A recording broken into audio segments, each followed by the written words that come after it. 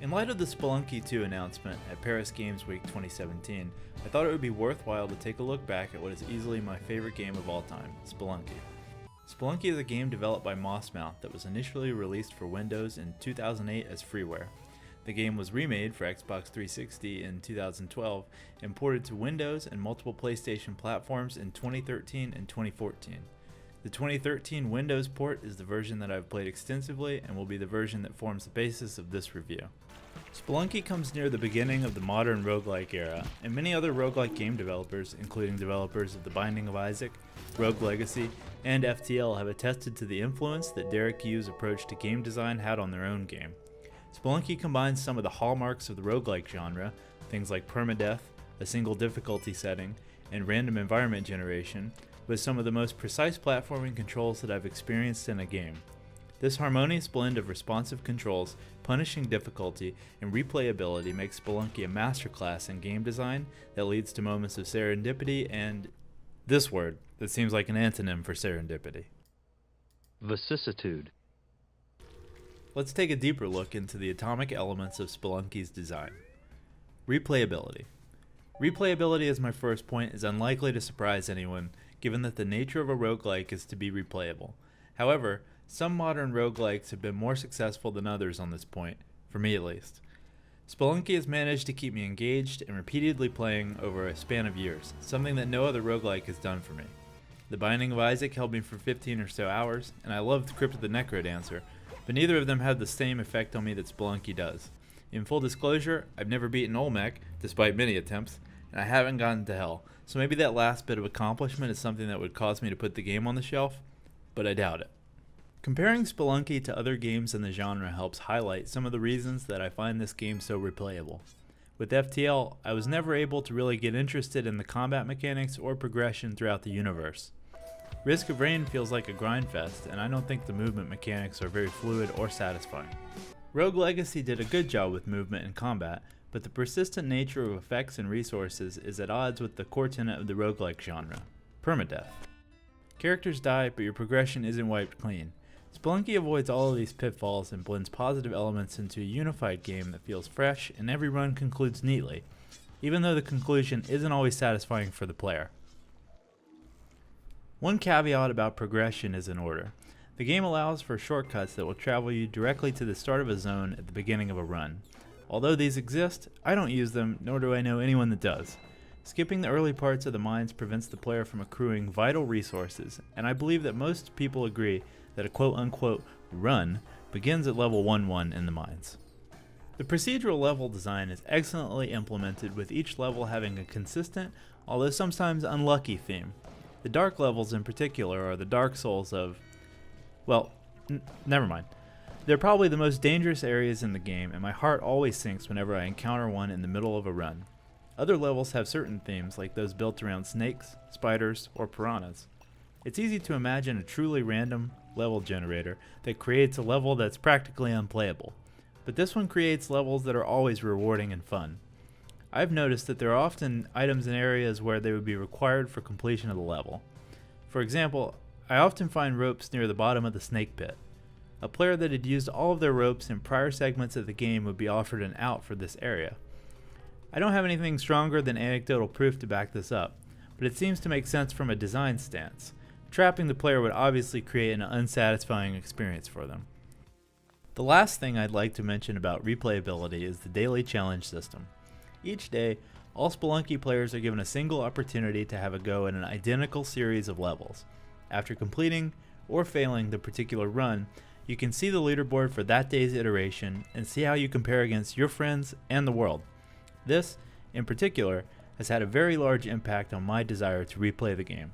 Often, I'll just hop in the game and see how far I can get into the daily challenge before logging off entirely, only to resume again the following day. Up next, controls. The quality of movement, jumping, and fluid controls go an enormous way towards making a game feel fun. These are arguably the most important components of a 2D platformer, but quality movement is required of every game in which the player, moves. Another one of my favorite games of all time, Counter-Strike Global Offensive, and its incarnations before it, had a game mode in which players simply jump and traverse structures of varying degrees of difficulty. Movement in CSGO is among the most crisp and responsive that I've ever seen in a 3D game, and the leagues of people that frequent these KZ servers would probably agree. You can control exactly where you want to go, jump, and use that skill set in competitive games to outplay opponents that may have weaker movement skill. Spelunky is similar in that the game features impeccable movement mechanics that give the player more than enough room to overcome the game's challenges through clever play, and punishes impatient or poor play. To expand upon this further, I'm going to work within a framework proposed by Zack Bell on his blog post, How to Make a Platformer Feel Good. I'll put a link in the description below. Zack lists Spelunky as one of his all-time favorite games in the very first line, which is amusing to me because I was simply looking for a good breakdown about what makes movement mechanics great in platformers. I wasn't specifically looking for a Spelunky analysis. Anyway, Zack proposes that 5 elements make a platformer feel great. They are speed, friction, wall jump, wall stick, and feedback. I'll discuss each of these points and how I believe they relate to Spelunky's crisp and responsive movement. First, speed. Spelunky offers 2 levels of speed, walking and sprinting.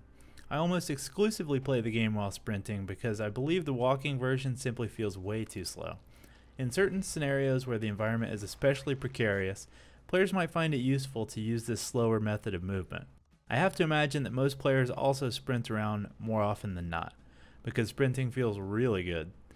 The player accelerates, turns around, and maneuvers in a way that allows skilled players to feel extremely nimble during their level traversal. Second is friction. Zack defines this as how the player character reacts when the player is not giving controller input.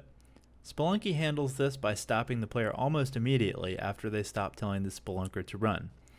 This not only feels right, but it allows the game to manipulate this expectation later on in the ice caverns. There, friction is reduced and the player slides across patches of ice towards the edge and possibly falling off the level. This subversion of the player's expectations about mobility forced the player to adapt to yet another layer of challenge that they haven't faced in the 8 levels prior. The third element is wall jumping. The way he defines it is more akin to the wall slide in Super Meat Boy than something that commonly appears in Spelunky. However, the gloves in Spelunky create this kind of a mechanic, allowing the player to cling to vertical surfaces, jump off, and redirect as long as they can reach the wall. Using the gloves, there isn't a max number of times to make the jump or a max amount of time you can spend on the wall. The fourth element is wall sticking, and this is something that I hadn't noticed or thought about before reading Zack's post. This describes the tendency for a player character to stick to the wall briefly while touching it mid-jump. I actually had to go back into the game specifically to test whether or not this happens in Spelunky. It felt like it was occurring once I knew what to look for, but I also felt like I could have been synchronizing jumps poorly. This could be something designed so subtly that I've never noticed its existence, but I would immediately feel its absence. It could also have been a total placebo effect. I'll let you judge from the footage and your experience with the gameplay. However, there is one surefire way to do some wall sticking, although this method doesn't always work out.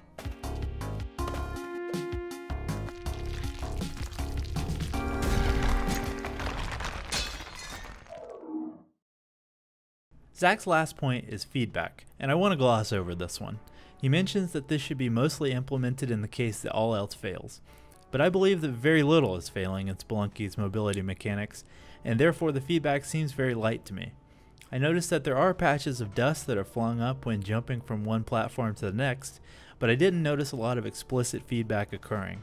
I think the rest of the movement mechanics work so well together that there doesn't need to be such obvious feedback. Next is art and sound. I don't feel qualified to talk about this subject in detail, but I wanted to give a shout out to how beautiful and cohesive the game's art is. None of it feels out of place and it all looks great, no matter how simplistic the sprites or environments are. I think that this unified nature is a watermark of remarkable art design, and I would be remiss to ignore it. The same goes for the audio. The music is always doing the right thing, and the directional sound design is just nailing it. For example, being able to locate the direction of the damsel by hearing the cries for help below or above helps guide the player without beating them over the head with tips. My absolute favorite audio moment is when the music switches and slows depending on how close the ghost gets to you. I mean, just listen to this.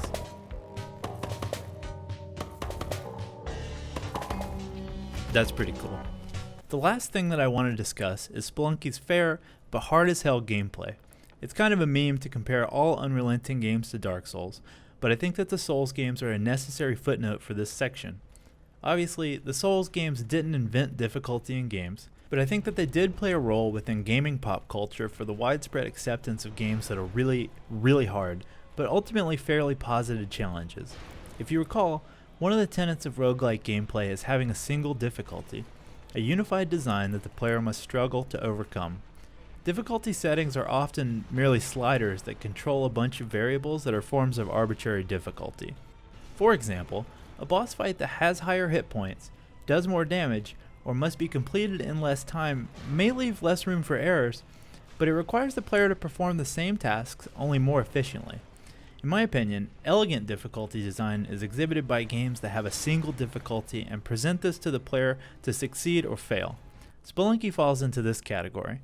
There are no skill statistics in Spelunky. If you grind enough bats, your whip won't reach further and you can't jump higher. You can't lower the difficulty to start with more bombs and health. Every run starts the player off with the same resources and it's up to them to perform. Given the same level in 1-1 of the mines, a novice player is likely to die through enemy combat, spikes, or anything, and an expert player is likely to make it through unscathed. They both have the same mechanical challenge in front of them, with no arbitrary statistics to boost or hinder performance. Take Rocket League, for example. It's a physics-based game that requires players to exhibit their skill mechanically without any help from statistics, which is common in sports games, or any inherent performance boost, like, for example, skill cards that affect multiplayer games. Spelunky is the same way with its approach to mechanical performance by the player. Even items fall into this category. Many items are just insanely good, like the jetpack makes the entire ice cave section trivial, and then many of the items are, the machete.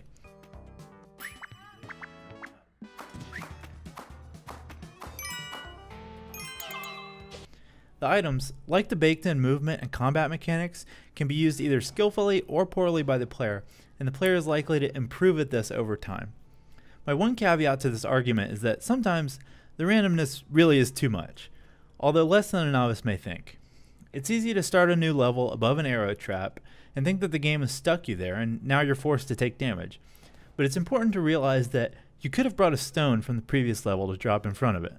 I'm not talking about that kind of randomness. I mean the kind that you can do absolutely nothing about. Any player that has played for some length of time has encountered a level where the shopkeeper gets angered by something. You don't know because you didn't do anything. It can happen when an enemy breaks a shopkeeper's box, or a poison toad gets hit by spikes and bursts near the shop. It's something that happens completely outside of the player's control, and yet it has made the run immensely harder through no fault of the player. I think that these examples are especially egregious, and though they're very rare, it is worth noting. To sum it up, Spelunky is my favorite game of all time, and I think that you should at least give it a shot.